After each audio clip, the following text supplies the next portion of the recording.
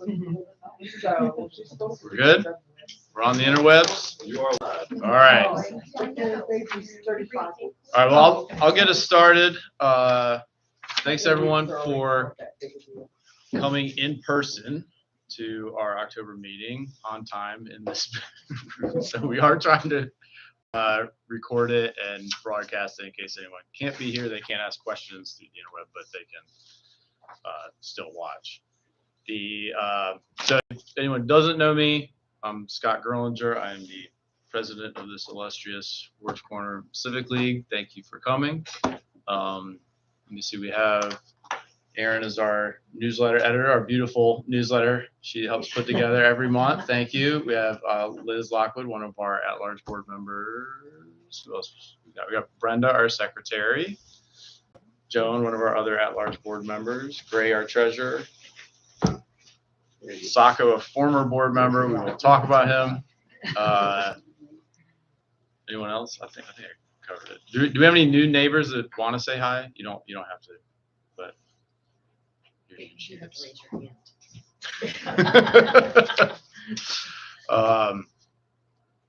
Okay. Well, let me start us off with our Pledge of Allegiance, and then we can get on with the meeting. I pledge allegiance to the flag of the United States of America and to the republic for which it stands, one nation, under God, indivisible, with liberty and justice for all.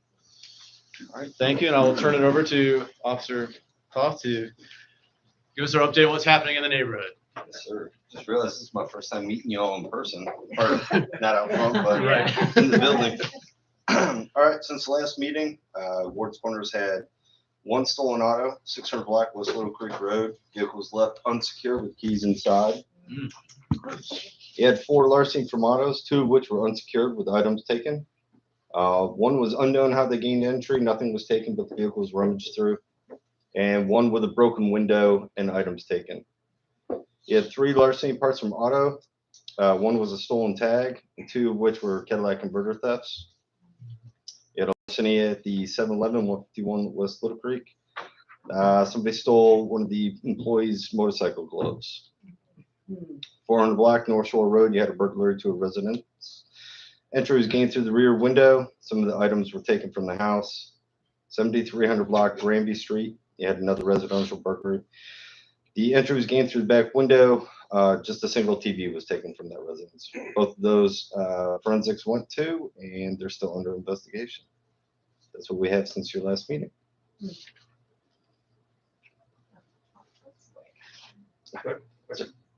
Sure. What was the erect over Saturday night, Sunday morning over here on Little Creek? There was a wreck. Yeah, it was a nice one. Had Little Creek shut down all day. No power. Dalrymple, I think, was knocked down there. Yeah, I'll have to look. Yeah. Yeah, I'll look into it. It doesn't show up on like. I mean, I was just curious about that. I didn't see anything in the significant events. We lost power for 11 hours. It was rolled No, over. right. It was rollover and. Yeah. cars against it. Yeah, I'm not charged with what they deem what. Yeah, if it had been, yeah, let me look through that. It could have just been his own. It was Find the motorcycle 48 that was hours taken ago. from 7-Eleven, because there's one sitting on Granby Street, it's been there next to. No, it was just motorcycle gloves, not a motorcycle. Just his gloves. But do you want? Is there a motorcycle you need me to look into? No, but there are a few cars. So, on theater level, between Burley and Maycox, but closer to Burley, there are lots of cars that are parked there now that have no tags or outdated tags. One of them has no headlights on it. It's just, Yeah. and even Gotcha. the cars in the driveway. So, I guess how long can cars sit without being moved? So for the abandoned autos and the inoperable autos are 48 hours. They have after I observe it, I'll tag it, and they have 48 hours to move it before I'm allowed to tow it. Abandoned autos on city street, they are required to have an updated inspection and registration. There are grace periods now, but then once it's tagged, they have 4 days to move it. Our abandoned inoperable vehicles through CARES has been shifted over to code enforcement. Officers are taking care of those. Because it's just me and I have the whole sector Right. instead of just one district. But I help Chilton. So what I'll do is I'll go through and I'll see if usually I text him, be like, hey, this is the area I'm hitting. Have you tagged any yet? And depending on what it said. I'm not placed to call to talk pictures. Yeah. Because one has no headlights, it has no tag, it has nothing. They're all, No. and I question even if the license plates are valid to that vehicle, to be perfect. One of So- them does have valid, and I'm thinking that some of them may be like the sailors that have been shipped out. Since 2019. So, well, in regards to the sailors, I do the Navy housing too. So we talk with some of their command. They're notified not to leave their vehicles on the city streets with expired things, or they're Because one of them has to this. pay attention to how they leave their vehicles. So, I don't want to in do our that. defense, they are told ahead of time by their command. So, but I'll go through and I'll look and see what I can get. Whatever I can tag, I'll And tag. also that same house in the driveway are cars that are just, it's like he's collecting cars. Okay, Do you do so anything in the driveway? sure, yeah, call it into Norfolk I Cares. did. Okay, so let me see if Chilton's got it, if he's assigned it. But Chilton will deal with the ones in the driveway and in the yards. They can't be missing parts. If it's parked in your driveway in the front, it has to have at least either a good inspection or a good registration, but not both. Okay. Can't be parked in the front yard if they have a driveway. Can't be parked in the easement if there's a curb. And then, of course, if it's missing parts and things like that, then we can go after that. Oh, yeah. Thank you. Other questions? We're like checking off more people. Look, I always try to be as honest as I can and as real as I can. Like, there are a ton of them Yeah. all over. And we're working on it. I'm sure you all have heard that from us before. Yeah. But we really are. I've got 4 that need to be towed now. I got a couple in your area that need to be towed from Talbot Park Apartments. Okay. And then I'll shift up and I'll tag a couple here. And then we're That's we're great. tagging them. Appreciated. And Yes, I think that yes. I waited for a couple of weeks thinking he's just taking the parts off of it or, something, but, Yeah. I suppose. Oh, I imagine. So, Was there any more update now a month later to share on the shooting up by the Harris Teeter, or is that still? that's open? still under Okay. investigation. Yeah, they're, I go through the detective division case summaries and I look for the ones that say update. Okay. And I can find it. I just can't find an update. So, I'll email the detective and see if he's got anything he can give me, but He may not, yeah. Thank you. Okay. Well, thank you. Appreciate Thank it. you.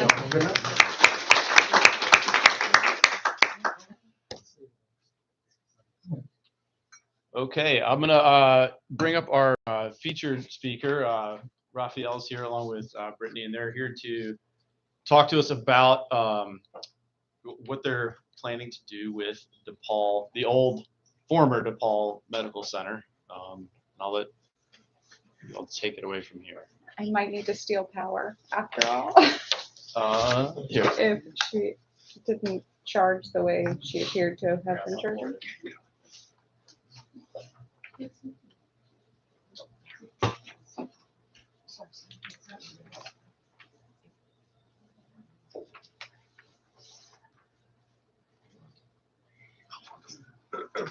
It's pretty loud. Looks like there's power. Maybe. There we go. Sorry. Sure.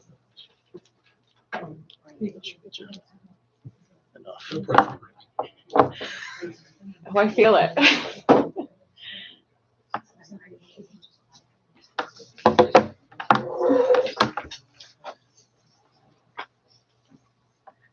Just to be safe, so it doesn't. Make sure that it's Yes. charged. It's actually on. Sacco, do you want to check? I think one of those lights will turn off the middle bank here. Got power? Yeah. Try. That last time. You probably leave the outside ones on. It's just the middle one. Yeah, like turn that one off, but turn the others on.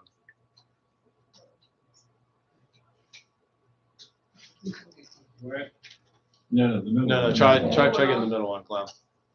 Yeah. Everyone but that one. Oh, yeah, that's good. Oh, That's good. Yeah. Four switches. Yeah. No. Okay, there you go. There you go. Yeah, you turn on the outside one. Sounds like. Oh, for public copies. Too far, every time.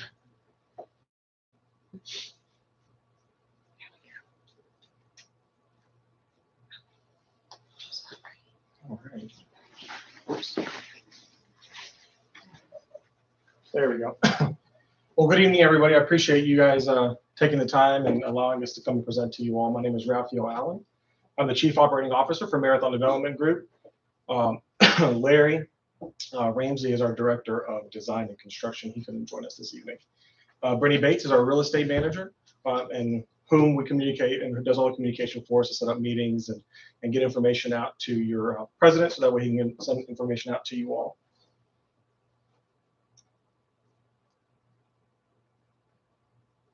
So I just want to kind of give you guys a quick overview of who Marathon is, excuse me. We've been in business for over 25 years. We're founded here in Norfolk, Virginia. We're the largest historic developer in the state of Virginia. We're one of the most active developers in the region. We've done over $1 billion worth of investment and development in the region. And some of those things include, excuse me, industrial, marinas, retail, office, education. We did the governor's school in downtown Norfolk. And what we do, the majority of the work that we do is in multifamily. We've also done pro bono work. Some of that includes the Suffolk's Cultural Arts Center and St. Mary's Catholic Basilica in downtown Norfolk.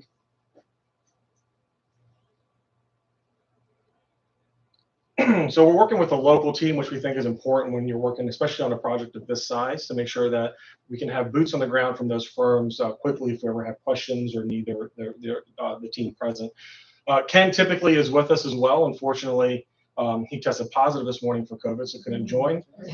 And unfortunately, his junior civil engineer is already at another project meeting, so he couldn't join us either. So I will do my best to play civil engineer, which is probably not the best at what I do, but I'll try to answer your questions as best as I can.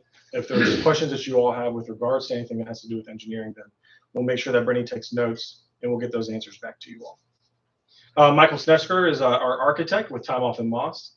Vince Mastracco joined us this evening. He was able to come. He's with Kaufman and Knowles.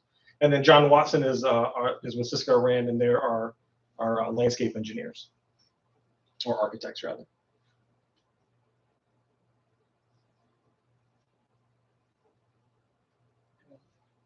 So just a little bit, we figure we show you some projects that we've done here in Norfolk. One that everyone's, or not everyone, most people are familiar with, is the Icon building in downtown. Thought we'd give you just some examples of the level of quality of finish that we have inside of the communities that we own or that we have developed, to give you an idea, again, of the level of quality of these apartment communities. This is an example of an interior of one of the units. In the Icon building, it's our model unit, but this is exactly what all the units look like. We did the Rockefeller building, probably one of my favorite buildings that we've done. The money was actually donated from John D. Rockefeller himself to have the building constructed, and then it later became the Naval YMCA, and then we purchased it and turned it into residential units. This building had a lot of really cool historic features. The grand lobby, as you can see when you first walked in, this is where they would host balls for the Naval YMCA. There was a dining area above where people would sit down and dine, and people would dance below in the main lobby. This is, and the reason why I want to pause here, I'm letting it kind of roll a bit faster because I know we don't have as much time, but this is the pool that used to be in the ground level, and we converted it into a fitness center. Fitness centers are extremely important to residential communities. So what we did is we built the floor up, put in plexiglass around the perimeter, so that way you could still look back to what used to be there, right? So you can see the pool markers, you understand what depth the water was, where you're standing, whether it was 2 feet, 3 feet, or 5 feet deep.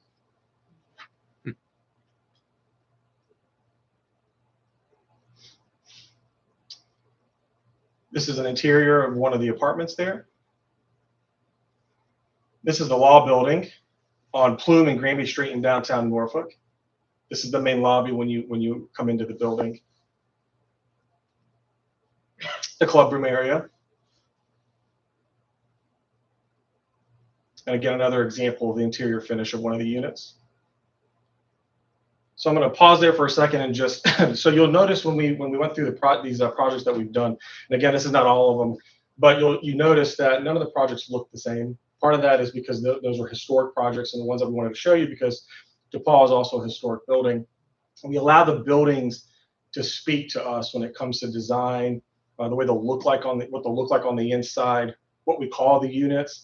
We dig into the history. We find the architects' names and people that were significant to the building. We name units after them. So we allow the buildings to speak to us. We don't go in with preconceived notions of this is how it's going to look and try to fit, a square peg in a round hole. We like for the buildings to speak to us, and then we make decisions from there. We figured it's best to show you guys kind of just a map so we can orient ourselves. This is DePaul here. You have Kingsley, Newport, Painter, and Granby Street.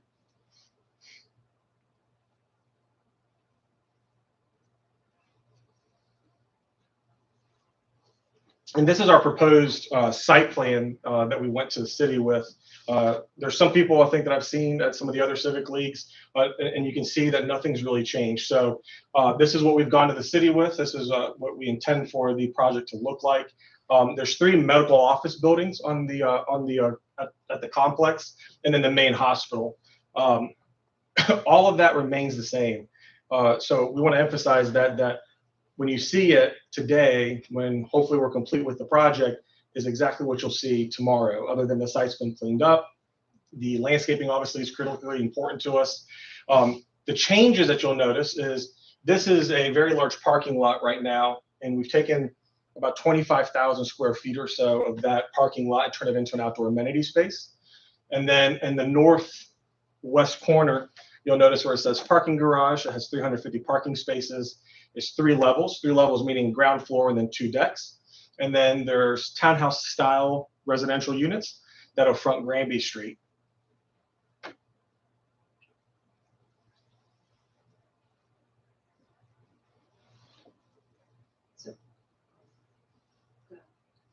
This is just a show of the amenity area of what it will look like. This is what Cisco Rand did for us. You'll notice that there's lots of green area. These large kind of circular depictions or trees. We have a large courtyard in the center, like a yoga stage, if you will. We have a seating area to the top left, a pool area. There's cabanas. And what we'll do is we'll show you guys some inspirational photos of what we're using to kind of what it will eventually look like. I'm not saying it's exactly that photo, but it gives you an idea of the inspiration.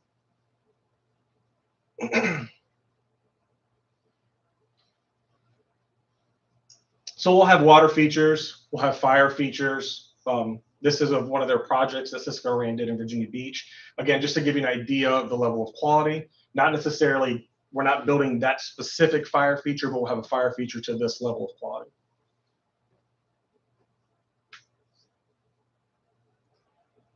Just some outdoor areas here. This is the Princess Anne Country Club to the far right. Gives you an idea of the artificial turf that they'll be using in some of the areas. An idea of the pool with the cabanas that are depicted. Again, not necessarily the cabanas that we'll use, but an idea, again, of the quality of the project.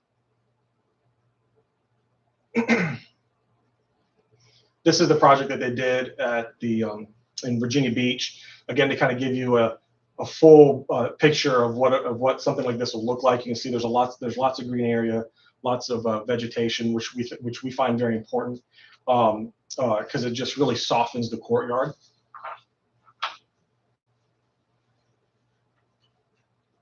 And this is some of the interior inspiration. And again, don't look at this and think this is exactly what we're building, but it gives you, again, a sense of what we intend to do inside. Back when the building was originally constructed, they used a lot of jewel tones. So we use jewel tones as far as the the paint colors go, but again, just an idea of the level of finish on the inside. Some more inspirational photos. We haven't, again, come down to like we're going to do white cabinets or like blue cabinets, but again, this is the level of quality of the project. But the direction that we're leaning in, again, based on the history of the building and what was prevalent back there as far as colors and maybe the way some of the furniture looks. And we wanted to lean back on this again to kind of give you guys another idea. We'll rewind back to this when we open up the floor to allow you guys to ask questions so we can kind of navigate it and go from there. The helicopter pad was that before the garage? The helicopter pad is will no longer be there, but that's where the garage will be. Space, like That's correct. Correct. This is an idea of we have some more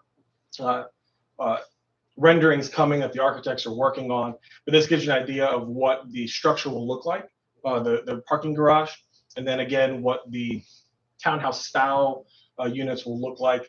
What we focused on is we wanted it to kind of blend away, right? That was important to us. So you'll notice the colors of the hospital. We kind of took that and copied that over to the new structure, because again, we thought it important. We didn't want it to stick out like a sore thumb that, you know, here's this brand new building that doesn't feel like it belongs there. So we took time, we looked at different architecture in the area, and then again, we took the color tone from the hospital and applied that to the new units.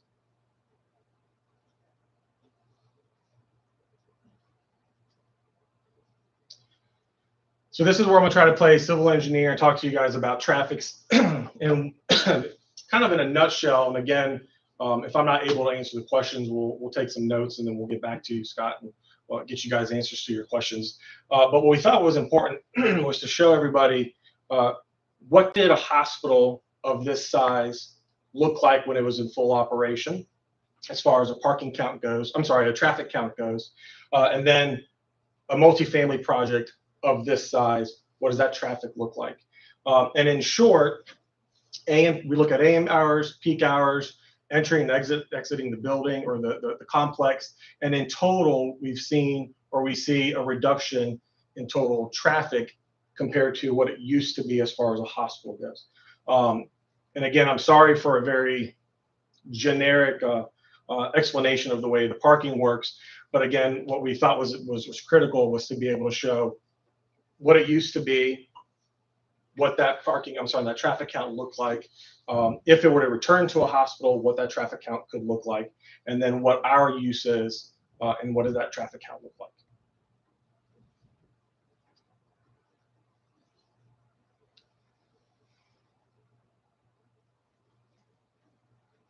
So I'm going to rewind back to the overall site plan real quick.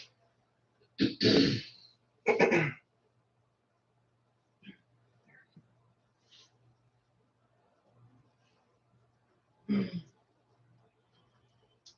right, and so now I'll just open it up for questions. Okay. All right.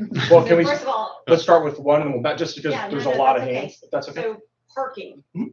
how many spots are you allowing per residence? So right now we have 647 parking spaces total out of 488 residential units. So that's 1 point. It's like 1.32, 1.33. Okay, so, and I'm just Sure. saying because this is already a problem with another complex we have over here, that there is none of parking.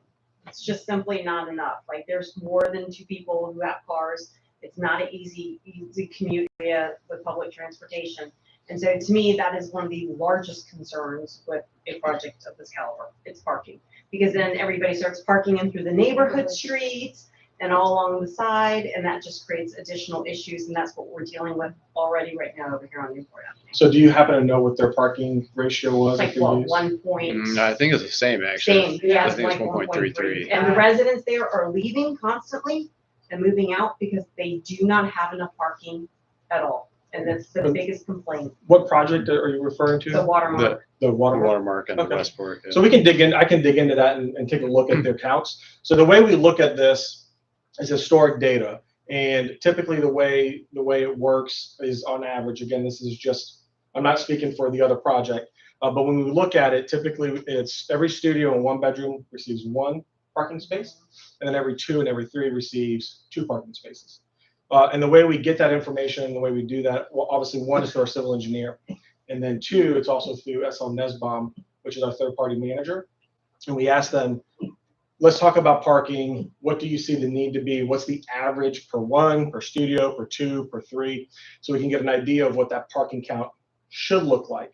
The other thing to keep in mind is we're never going to be, well, maybe we're lucky enough, 100% occupied. There's ebbs and flows of people moving in, people moving out.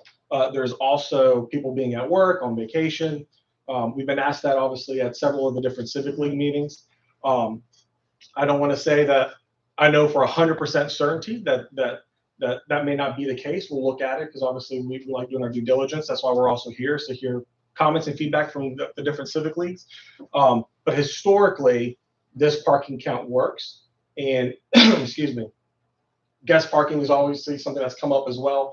So typically, again, you have people coming and going. Your occupancy typically on average is somewhere around 95%. So typically there's enough parking for guests and for residents. And that's how I can best answer the question. But again, something that we'll look at, especially if you're bringing up Watermark, we can take a look and see what their count looks like. And I mean, especially the parking lot across the street for businesses that are going to remain there. Are you talking about And this that parking parking lot? lot, yeah. Both of them. I mean, and it's just piling in through the neighborhood, and that situation right there where it's the neighborhood, you have the apartments across the street, they're already parking all over the streets, because parking, to me, it's a huge concern, and that's the biggest issue we have with Watermark. Well, no, I And the appreciate residents that. at Watermark have that same issue. Even the people who own the condo side, there's no parking for 2 cars in their driveway. And people are selling left and right because they just don't have adequate parking. Right. I can't necessarily speak for them. I know that when we've been by several times, this parking lot is fairly empty on a regular basis. Well, that's for the businesses right there. Correct. That's not for the.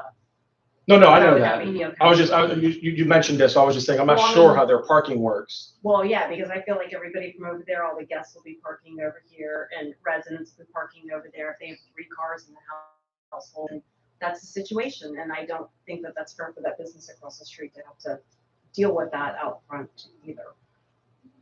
And I will come back Yeah. to your other questions. Yes, ma'am?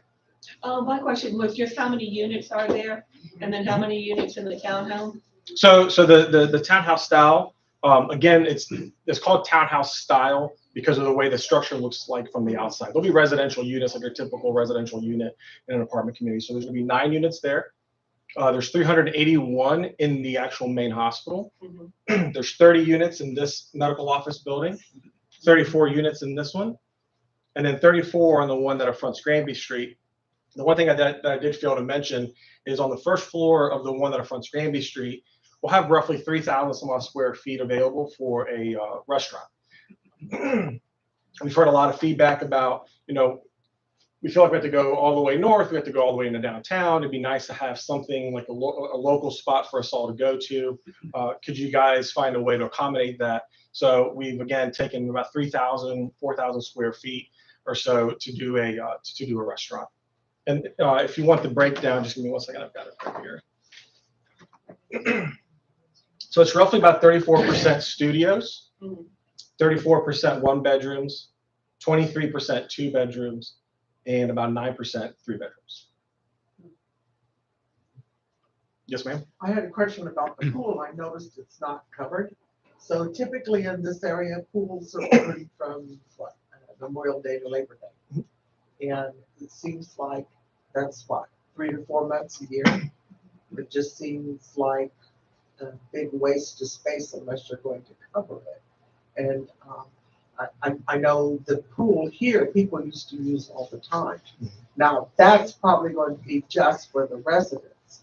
But if that's an amenity area, then they only have the amenity 4 months of the year. I'm questioning the amenity. Well, so, and not to interrupt you, so this is just part of the amenity package. There's a lot of indoor amenities. So those indoor amenities include a clubhouse, a fitness center, game room, movie theater. So there's thousands of square feet of internal amenity area.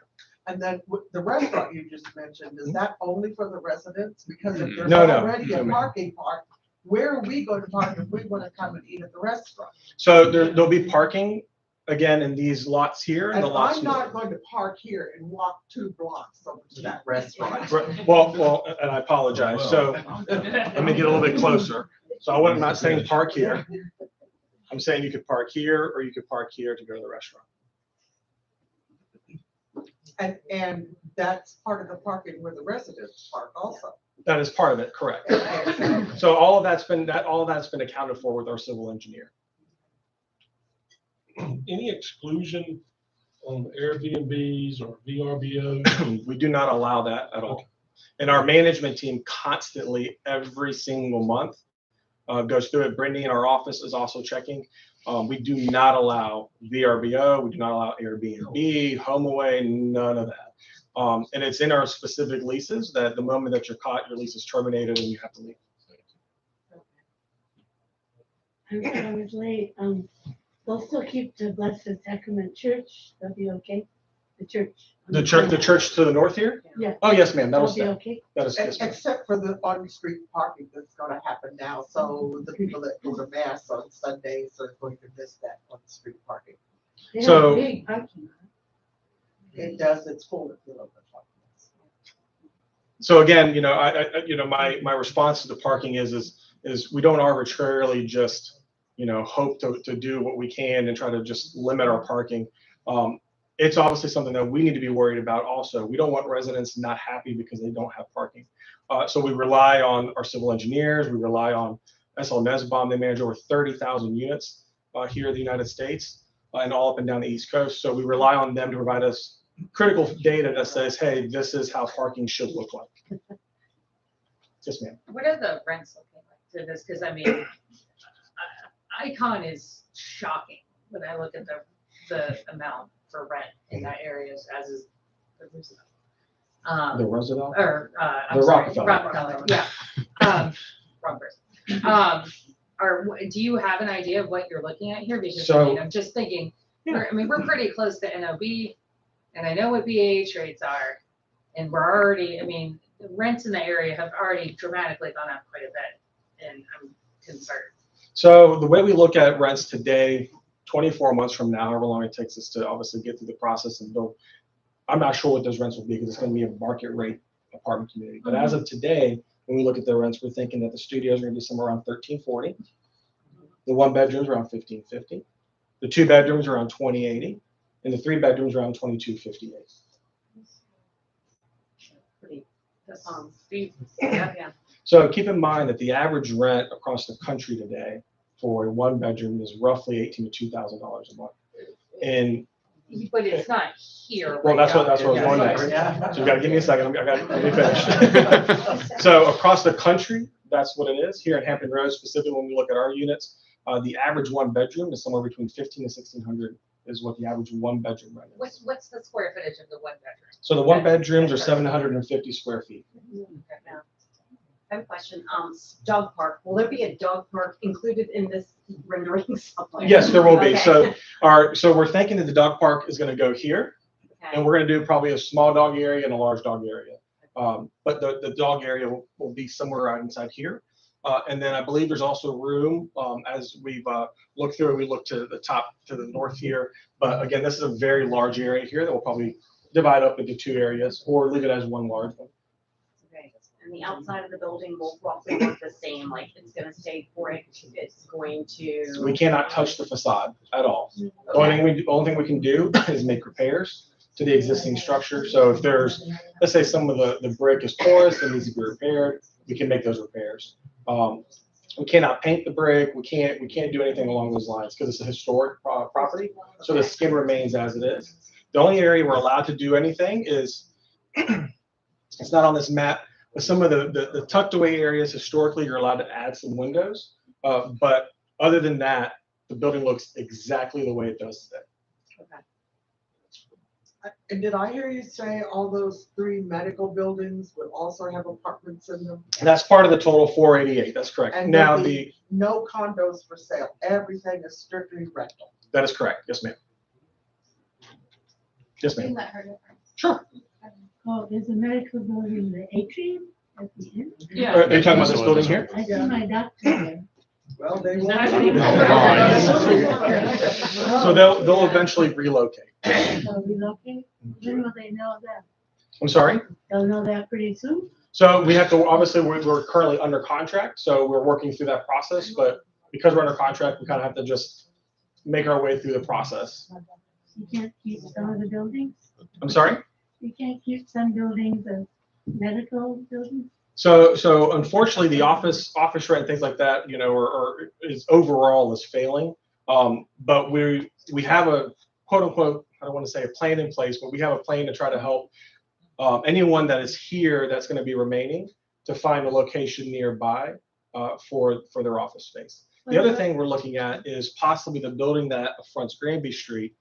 If we're able to find enough office use for the units, for the space above, then we can convert that into, leave it as office, and the upper floors remain office and the lower floor remain for a restaurant.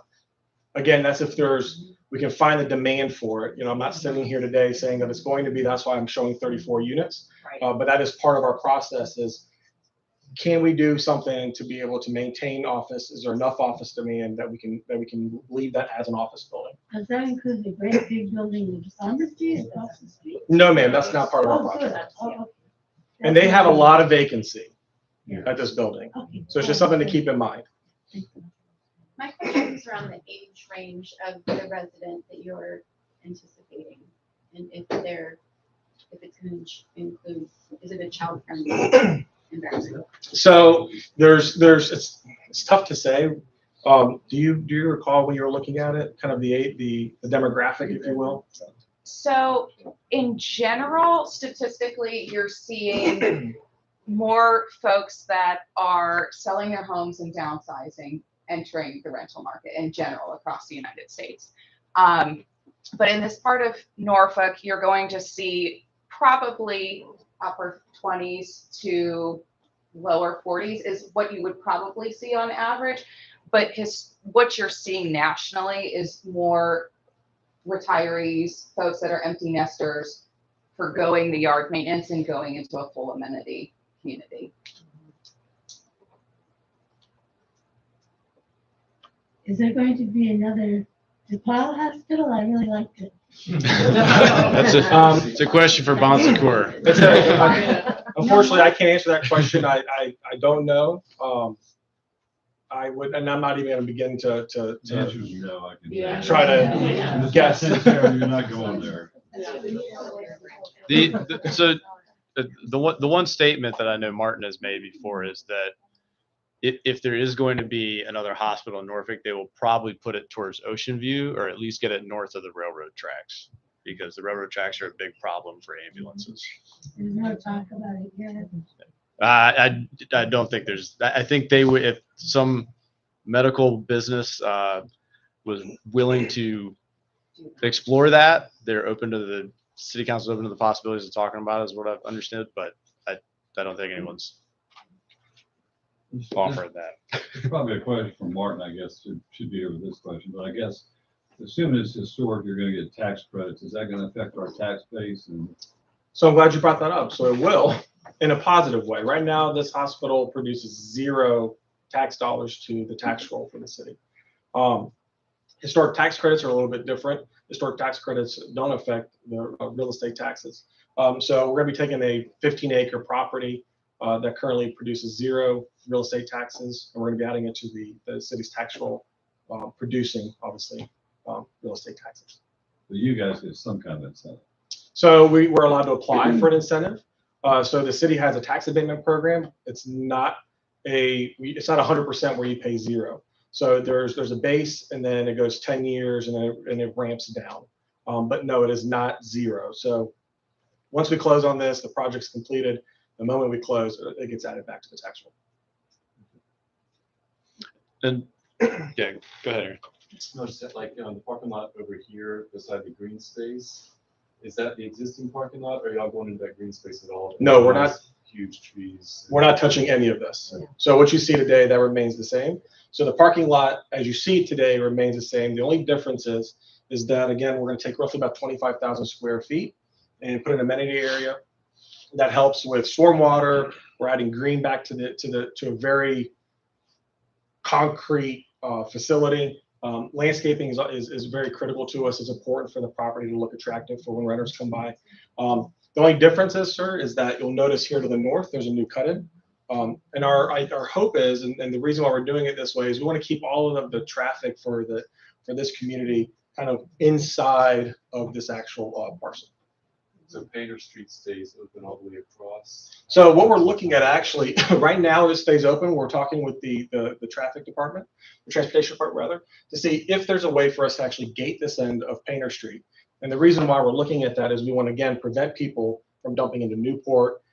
People are kind of like water when it comes to traffic. They go to the path of least resistance, right? So we want them exiting off on Granby Street as opposed to like filtering through the neighborhood. Yeah, would there be a light there though?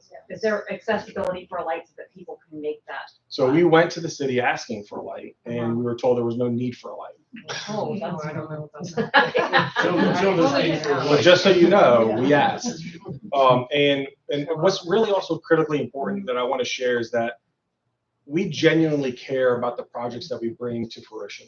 And we don't want to just be this block on the street that kind of is forgotten about, and we do our thing, and we're no longer. We care about making sure that we have a limited impact on the neighborhood as much as possible, but a positive impact. It's roughly a $150 million project. It's the largest residential development the city has seen. So we're proud of that. We're proud to keep a landmark in place. We don't want to see the building torn down. Historic adaptive reuse is what we specialize in. We were touring with our interior designer not that long ago, and we were up in the maternity ward. She started crying, and I was like, Liz, what's the problem? What's going on? And she said, this is where I have my twins.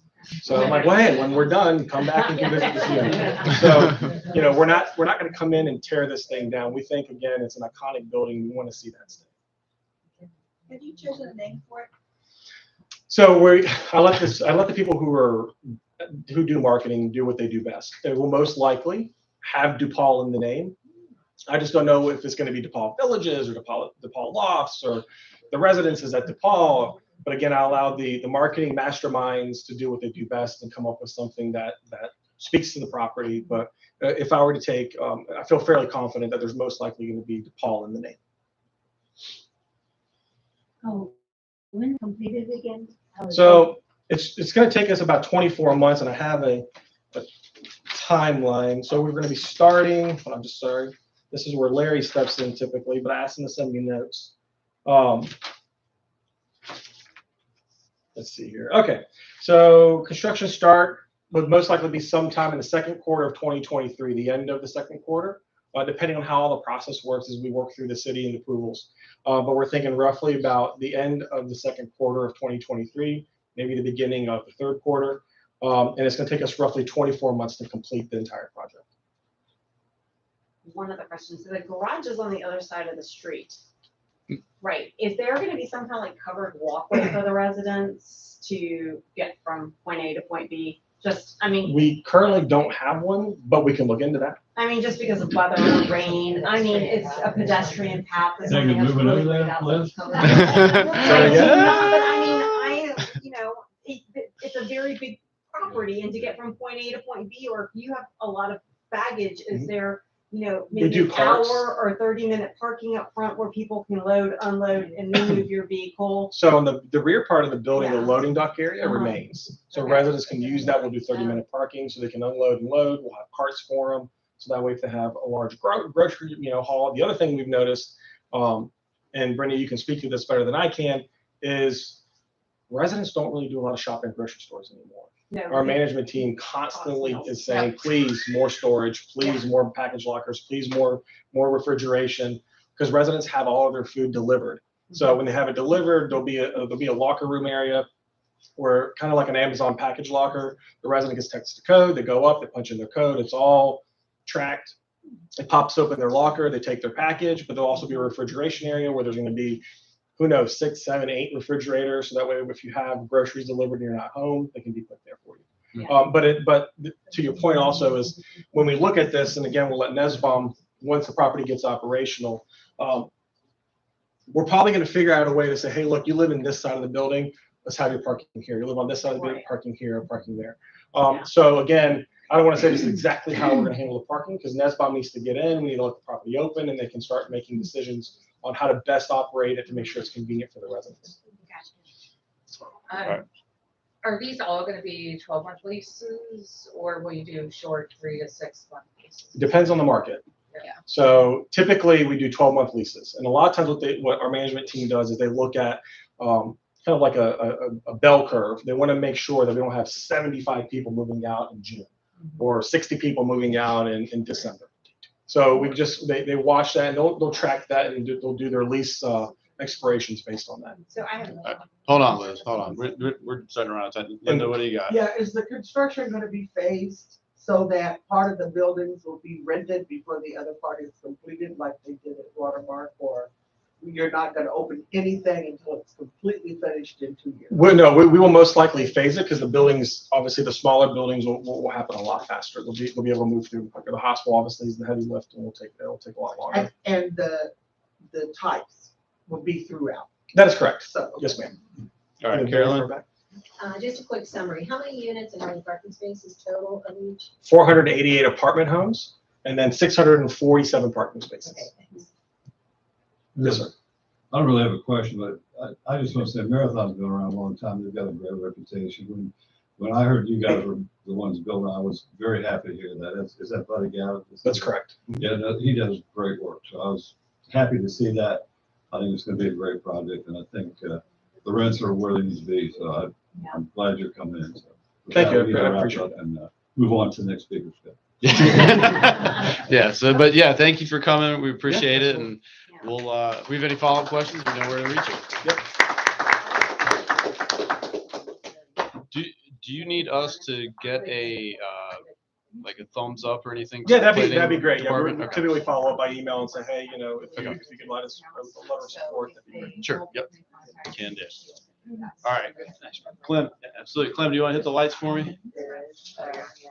And if you think of other things, like Scott said, please email him, and then we'll get answers for you guys. Yep. Not currently. Thank you, sir. Absolutely. All right.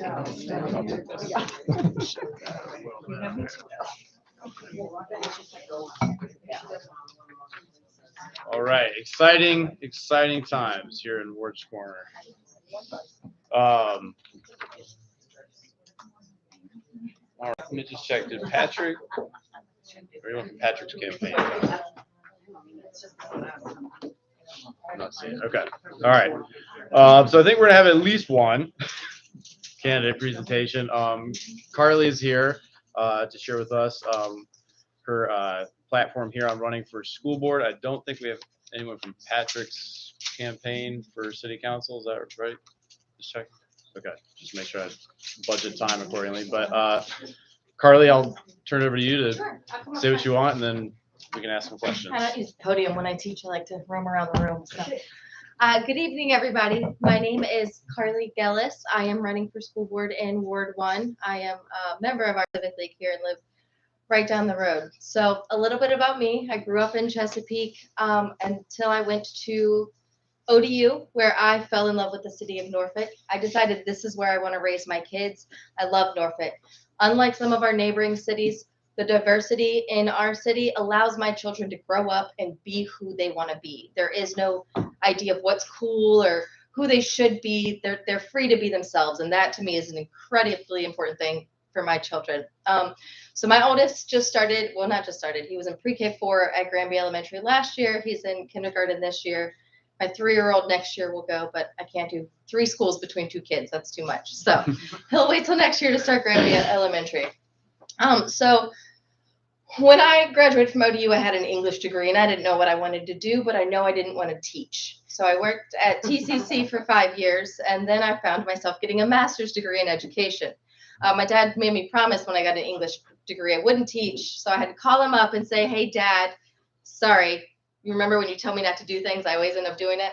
So I'd call him up, let him know I was going to teach. I ended up at IC Norcom High School, where I just started my 6th year teaching.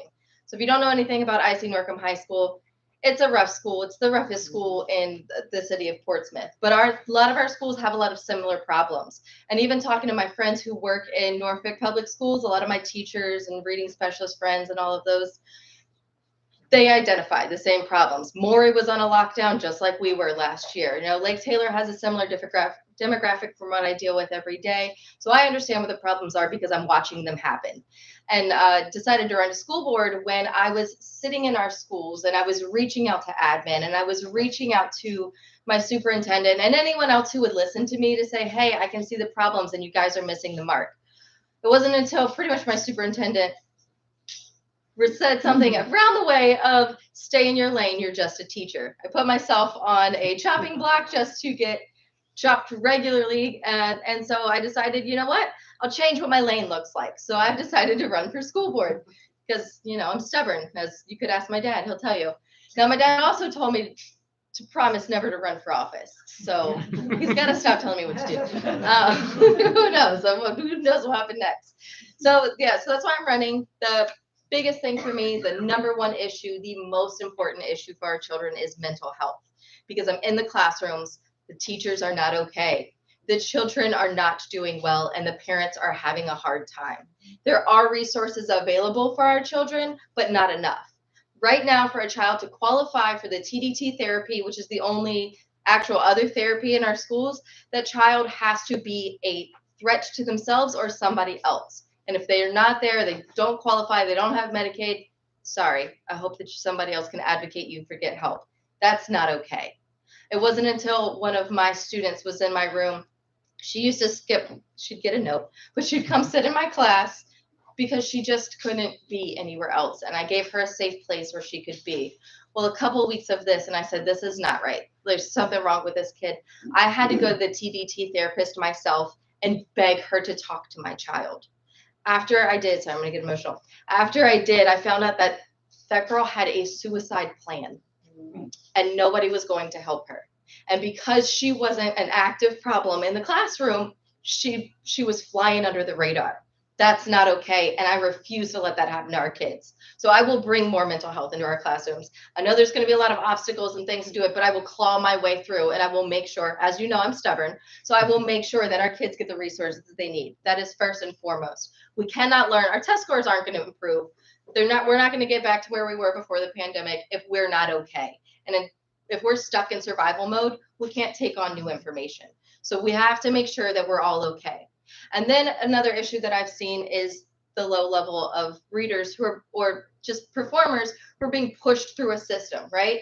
We send a kid from first grade to second grade, but he's really on his reading level where he should be. So then we push him up and he's lost in that class. We push him up to third grade, he's further behind and further and further behind. And every single teacher that taught that child knows that that child was behind, documented that that child was behind, and nobody helped that child. We set those kids up for failure and then we blame them for failing, and that's not okay. So we need to bring in the resources. We need to pump in specialists. Right now, our specialists are allowed to do whatever the principal sees fit for them to do. A lot of our reading specialists and math specialists are running SOL testing, not pulling kids out and giving them the one-on-one small group help that they need. We also needed to support our special education teachers, because I'll tell you right now, I'm teaching an entire kid, and if we want good people to stay, we have to do more than just treat them like the martyr for the children, right? We have to respect them and pay them for what they do and care about them. So we got to take care of those kids. And then my final big platform push is for community and unity. You know, there's been this message that parents are trying to disrupt the classrooms and the teachers are trying to indoctrinate the kids. No. What we're all trying to do is bring the best out of our children. We have the same goal. So we need to stop vilifying one another and work together to achieve that goal, right? Everything that the teachers are doing, I guarantee you, most teachers want parents to help as much. Want to work together, and we just need to change this message, do this. What I've seen is a lot of people saying, oh yeah, what I've seen is a lot of people saying, oh yeah, I've been really looking for an in the schools because I just want to help. I'm sorry, what? You want to help, the schools are asking for help, and we can't get together. That to me is a problem. That is a huge problem.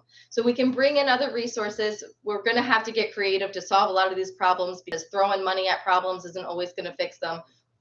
Funds are limited. So we need our community resources. We need to partner with our colleges that have psychology programs in the area. We need to partner with the CHKD. I know they're already overwhelmed. Hopefully there'll be a point where they can reach in and help us out. We have a lot of community members that want to help. We have a lot of ways that we can reinvent the wheel and be creative.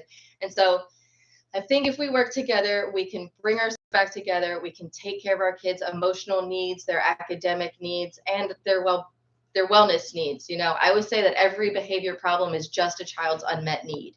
So if we can take care of our whole child, our whole children, our whole schools together, parents, teachers, students, and support staff, then we can bring Norfolk Public Schools back to where it was when it was one of the best urban schools in the nation. So that's what I would like to see.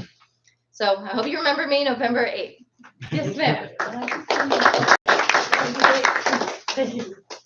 I'm not very up on abbreviation.